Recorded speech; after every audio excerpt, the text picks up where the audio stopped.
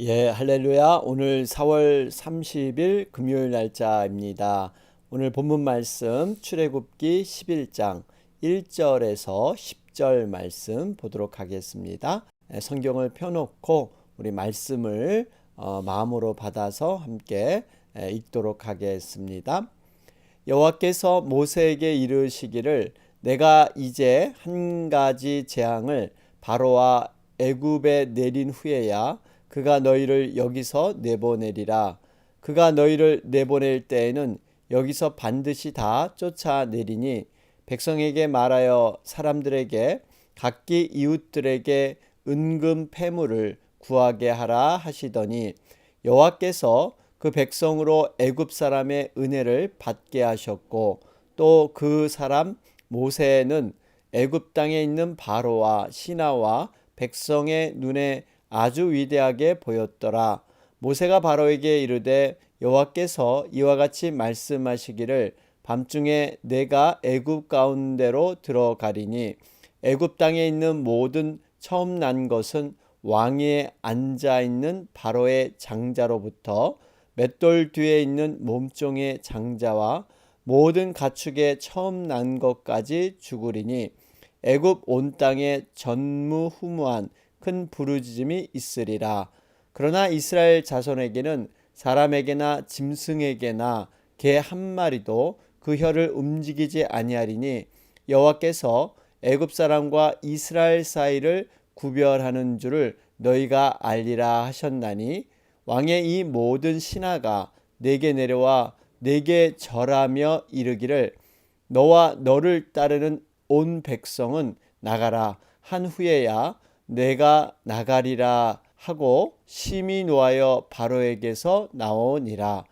여호와께서 모세에게 이르시기를 바로가 너희의 말을 듣지 아니하리라. 그러므로 내가 애굽 땅에서 나의 기적을 더하리라 하셨고 모세와 아론이 이 모든 기적을 바로 앞에서 행하였으나 여호와께서 바로의 마음을 완악하게 하셨으므로 그가 이스라엘 자손을 그 나라에서 보내지 아니하였더라. 아멘. 우리 출애굽기 11장 진행 가운데 있습니다. 어제 말씀이었죠. 출애굽기 여러분 10장 21절에서 29절 말씀 흑암의 재앙에 대해서 살펴보았습니다. 메뚜기, 흑암, 장자 이렇게 이어지게 되죠. 흑암 재앙은 9번째 재앙이었습니다. 여러분 이 흑암이라는 것은 어떻게 보면 하나님을 만나지 못한 인생의 모습을 표현하고 있습니다. 흑암이 깊고 공허하고 혼돈했던 창조 전의 그러한 모습, 결국 하나님을 떠난 인생은 이렇게 흑암에 갇힌 그러한 인생임을 우리는 알 수가 있죠. 분명한 것은 하나님께서 구별해서 이러한 재앙을 내리셨다는 것이죠. 이 이스라엘 백성들이 있는 곳에는 빛이 여전히 있었고요. 그러나 애굽 사람들의 거하는 곳에는 바로 흑암이 갇히는 공포스러운 재앙이 되었습니다. 그러면서 이러한 것은 앞으로 홍해를 건널 때 홍해는 이스라엘 백성에게는 구원의 의미가 있지만 애굽 백성에게는 오히려 이 홍해가 심판과 죽음의 의미, 확연하게 갈라지는 이러한 모습인 것을 이렇게 암시하는 것이 또 흑암의 재앙 속에 포함되어 있습니다. 자, 이러한 흑암의 재앙 가운데 바로의 대응이 어떠합니까? 여전히 타협을 그는 제시하고 있습니다. 과거에는 어른들만 가서 제사하라 이렇게 타협안을 제시했는데 이제는 조금 한층 더 좀 구미가 당기는 이런 타협을 제시하고 있죠. 어린 자녀들은 데리고 가되 너희들 재산인 양과 소는 머물러 놔두어라. 그러니까 재산이라도 이 애굽 땅에 둬야 다시 돌아오지 않을까 하는 그러한 속셈이 있었습니다. 이럴 때 모세의 반응은 무엇이었습니까? 하나님의 명령에 조금도 착오 없이 조금의 타협도 없이 온전히 순종하는 그러한 모세의 모습을 발견할 수가 있습니다. 여러분 모세는 어떻게 보면 이 정도의 어떠한 타협을 하고 백성들을 데리고 출애굽할 수 있었지만 모세는 한 마리의 가축도 남길 수가 없다. 이것은 전적인 하나님 말씀 앞에 순종하는 그러한 모습인 줄로 믿습니다. 이것으로 인해서 이제는 바로가 모세를 미워하게 되죠. 다시 내 얼굴을 보지 말라. 내가 내 얼굴을 보는 날에 죽으리라. 바로가 하나님 앞에 회개하고 돌아왔다면 정말 더 좋은 결과들을 얻었을 텐데도 끝까지 악의 고집을 버리지 못하고 모든 책임이 주변에 있고 다른 사람에게 있다고 생각하는 것, 여러분 이것이 바로 죄성의 본성이죠. 바로는 끝까지 죄의 심판으로 달려가는 이러한 모습인 것을 알 수가 있습니다. 자, 그러면서 오늘 이제 출애굽기 11장 말씀이 이어지고 있습니다. 우리 1절 말씀을 보니까요. 여호와께서 모세에게 이르시기를 내가 이제 한 가지 재앙을 바로와 애굽에 내린 후에야 그가 너희를 여기서 내보내리라. 여러분 분명히 하나님께서요. 이 바로가 이제 마지막 이 한 가지 재앙을 내리게 되면 그가 꺾어질 것이다. 이러한 모든 것을 알고 계셨죠. 그러니까 9가지 재앙으로는 이 바로가 무너지지 않을 것이다 하는 것을 이미 하나님은 알고 계셨습니다. 이 의미는 결국 하나님은 이 땅의 세상의 역사들 이런 것들을 움직이고 주관하고 계시다는 사실이에요.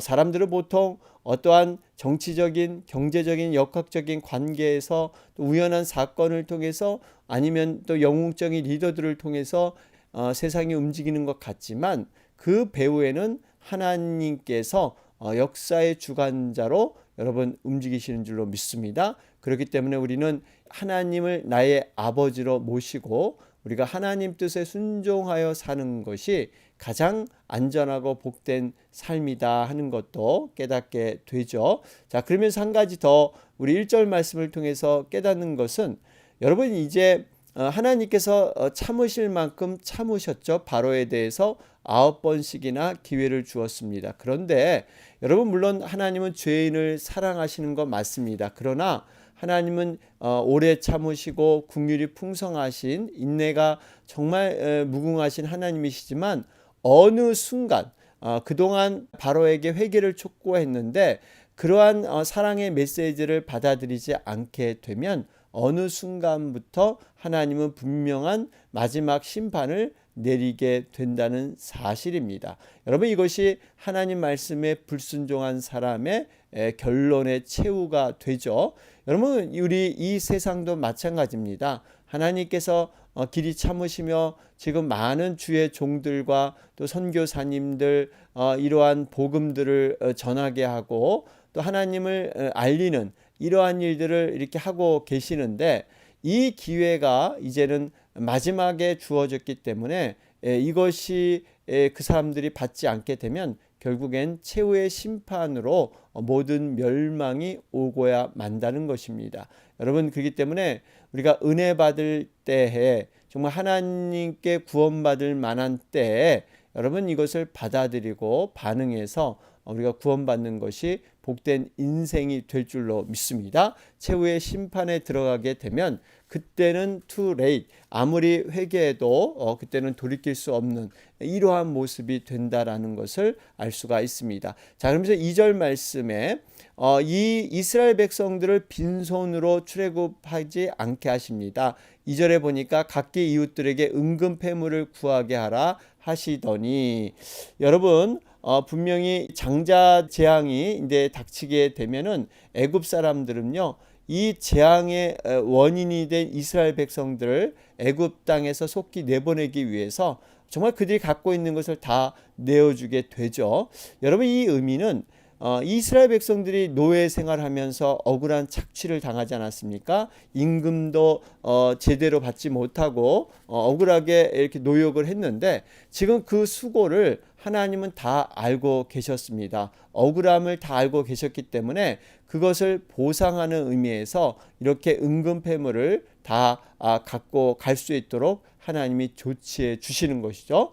여러분 이걸 보면 우리가 이 땅에서 정말 하나님을 위해서 또 교회를 위해서 영혼들을 위해서 애쓰는 수고, 모든 헌신, 모든 그러한 애매한 고난까지도 여러분 하나님은 모든 것을 다 알고 계신 줄로 믿습니다. 그 수고와 고통을 하나님은 갚아 주신다는 사실입니다. 요한계시록 21장에도 이 세상 마지막 때 친히 성도들의 눈에서 모든 눈물을 씻기신다 그러죠.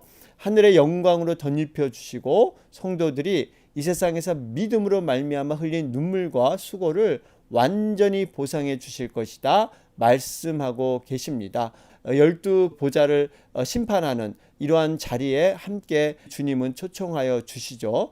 여러분 분명히 이러한 보상과 상급, 우리가 이 땅에서 믿음으로 살았던 모든 삶의 행위들이 그냥 사라지는 것이 아니라 영원한 하나님 나라로 이어지면서 하나님은 분명히 기억하셔서 보상과 상급으로 이어진다. 소자에게 물 한 그릇 대접한 것도 바로 나에게 한 것이다 여길 정도로 우리 주님께서는 이 땅에서 믿음의 선행을 다 기억하시고 계시기 때문에 우리가 더욱더 열심으로 이러한 모든 것을 감당해야 될 줄로 믿습니다. 자, 그러면서 여러분 임금 폐물을 구하게 해 주셨습니다. 이것은 사실 종노릇했던 이스라엘 백성에게는 전적인 하나님의 은혜입니다. 근데 이스라엘 백성들이 광야 생활을 시작할 때 하나님의 중심으로 그들이 함께 생활할 성막이 필요했죠. 성막은 하나님의 임재와 동행을 말하고 있지 않습니까?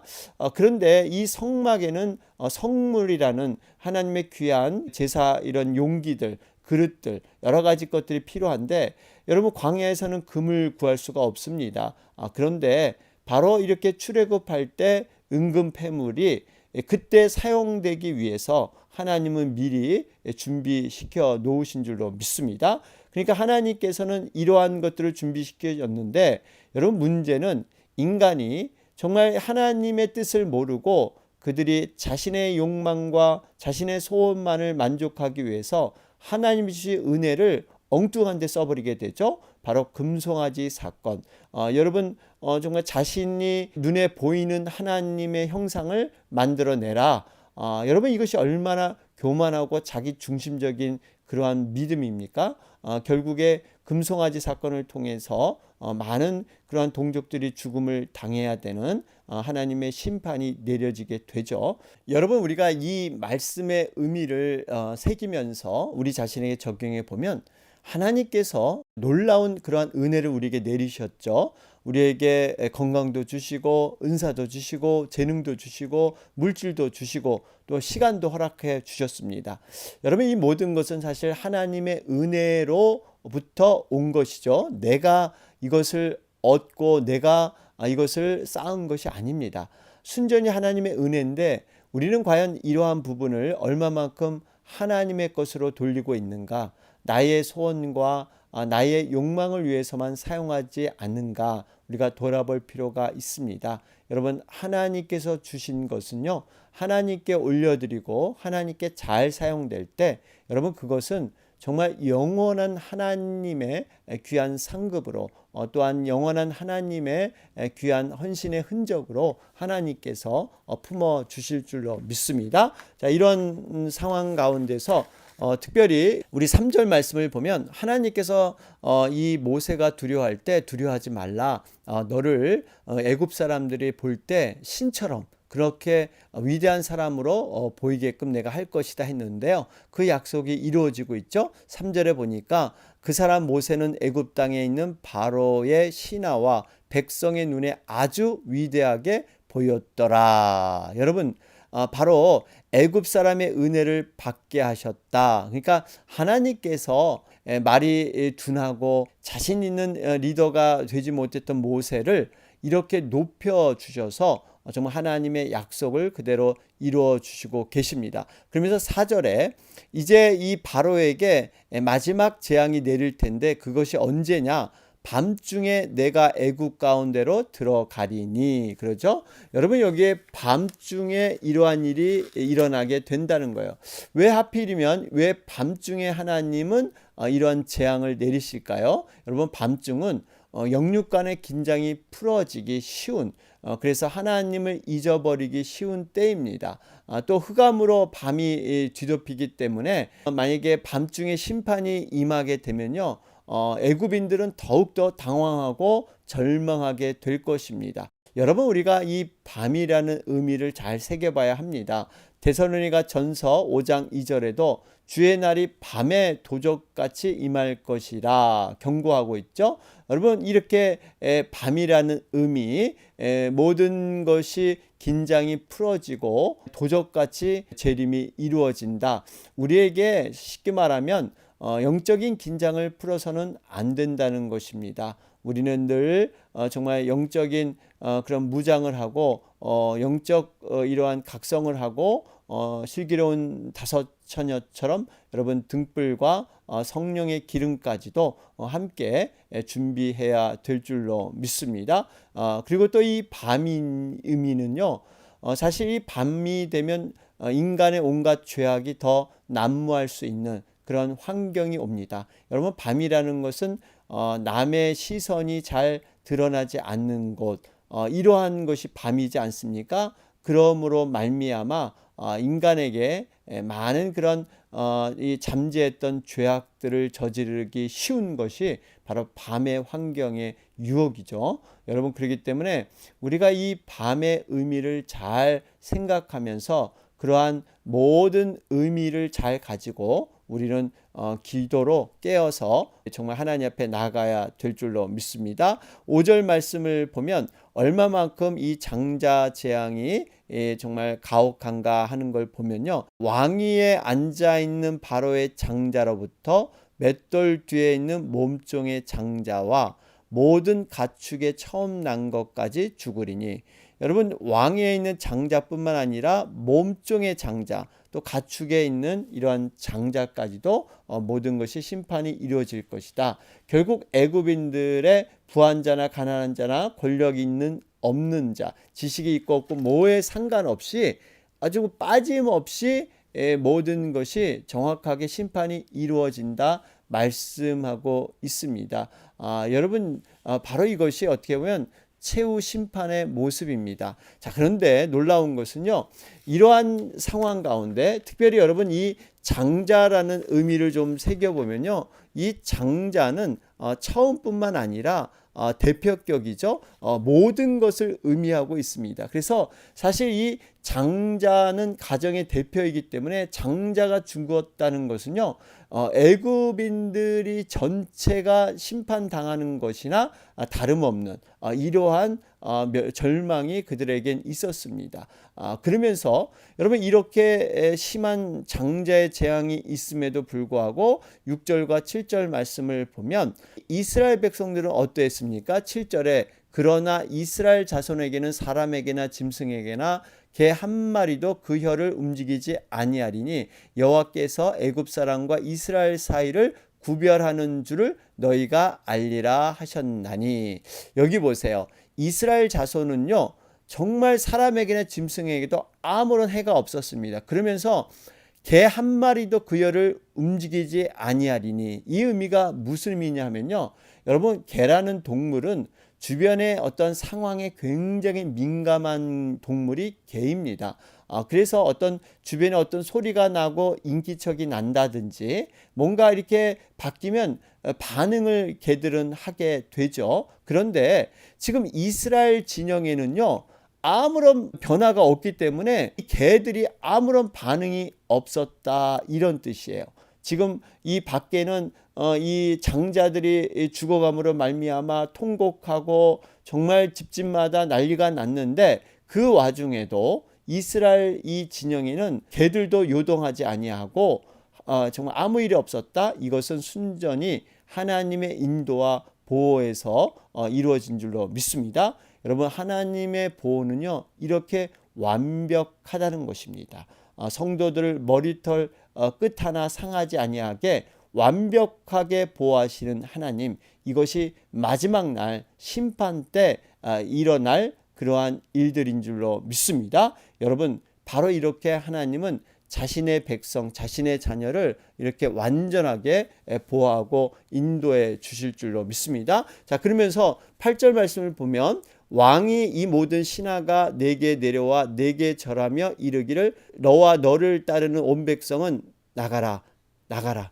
여러분, 이 말씀을 보면 이제 모세가 굳이 내가 나가겠다 하지 않아도 이 재앙을 경험한 이 애굽 사람들이 이제 모세 앞에 와서 간절히 간구하는 거예요. 제발 나가달라고. 왜냐하면 당신들을 우리가 붙잡았기 때문에 이제 하늘로부터 하나님께 이러한 정말 천벌과 같은 심판을 받기 때문에 빨리 나가달라고 이렇게 부탁을 하는 것이죠. 여러분, 이것이 하나님의 놀라우신 그러한 능력이요, 정말 하나님의 놀라운 반전의 역사인 줄로 믿습니다. 결국에 하나님의 심판 앞에서 두려움을 떨며 무릎을 꿇을 수밖에 없는 이것이 바로 사단의 모습이고 연약한 인간의 죄성이다라는 것을 알 수가 있죠. 자, 그러면서 9절 말씀에 여호와께서 모세에게 이르시기를 바로가 너희의 말을 듣지 아니하리라. 그러므로 내가 애굽 땅에서 나의 기적을 더하리라 하셨고, 여러분, 이렇게 바로가 하나님의 역사를 대적하면 대적할수록 여러분, 하나님의 놀라운 능력, 빛대신 그러한 하나님의 모습은 더욱더 확연해지고 명확하게 나타날 줄로 믿습니다. 결국 정말 이 바로의 강팍함, 이것을 통해서 하나님의 뜻을 방해할 수 없습니다. 하나님의 뜻을 꺾을 수 없어요. 오히려 하나님의 어떤 하나님인가를 세상에 알리는, 애굽 사람들에게 증명케 하는 이러한 일들로 이 바로의 강팍함이 작용되고 있다는 것입니다. 여러분, 결국엔 이 의미는 정말 이렇게 바로의 완악함, 인간의 욕망조차도 하나님은 사용하셔서 하나님의 놀라우신 그런 완벽한 그림, 하나님의 큰 섭리를 이루어내시는 줄로 믿습니다. 여러분, 세상은 마치 연극 무대장과 같습니다. 우리들은요, 정말 하나님 앞에 쓰임받지 않은 사람이 없어요. 악인으로 쓰임받든지 하나님의 믿음의 선한 사람으로 쓰임을 받든지, 여러분, 우리 사람들은요 서로 관계를 맺고 살게 되는데 보이지 않는 영향력을 주고받습니다. 여러분, 그런데 우리가 과연 믿음으로 온전하게 살 때는 사람들에게 감동을 주는 것이죠. 나도 저 사람처럼 정말 제대로 된 믿음, 하나님의 인격적인 믿음으로 정말 살아보겠다. 정말 나도 정말 제대로 예수님 믿고 그러한 모습으로 살아보겠다 하는 감동을 주는 사람이 있는가 하면 교훈을 주는 사람이 있죠.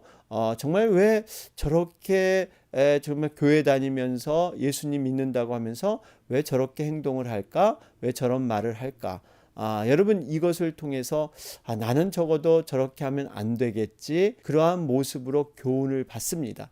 여러분, 분명히 우리가 감동이든 교훈이든 어떠한 형태로 다른 사람에게 영향력을 끼치게 되어 있죠. 여러분, 우리는 과연 감동을 주는 사람일까요? 교훈을 주는 사람일까요? 우리가 다시 한번 되새기면서 정말 바로를 보면서 어떻게 우리가 살아가야 될 것인가 하는 교훈을 깨닫는 귀한 시간이 되시기를 바랍니다. 오늘 말씀 정리해 보면 공의의 하나님이 행하실 고통의 보상, 악인의 심판. 분명히 하나님은 공의를 통해서 분명히 악과 의를 심판하십니다. 뿐만 아니라 약속대로 능력의 주권자로서 모든 것을 약속한 말씀대로 한치의 오차도 없이 그대로 이루시는 하나님인 줄로 믿습니다. 오늘 말씀 기억하면서 오늘 금요일 날짜입니다. 오늘 목장 모임 있습니다. 우리 다음 주에는 우리 중보기도회로 목장 모임이 없고요. 토요일 날 중보기도가 있기 때문에 이번 주에 우리 목장 모임 오전과 오후에 있습니다. 여러분, 목장 모임을 위해서 기도해 주시기 바랍니다. 이렇게 치료 가운데 계신 분들, 또 회복 가운데 계신 분들, 정말 하나님의 믿음으로 모든 걸 잘 감당하며 이겨나갈 수 있도록 위에서 계속해서 기도 드리겠습니다. 다 같이 기도 드리겠습니다.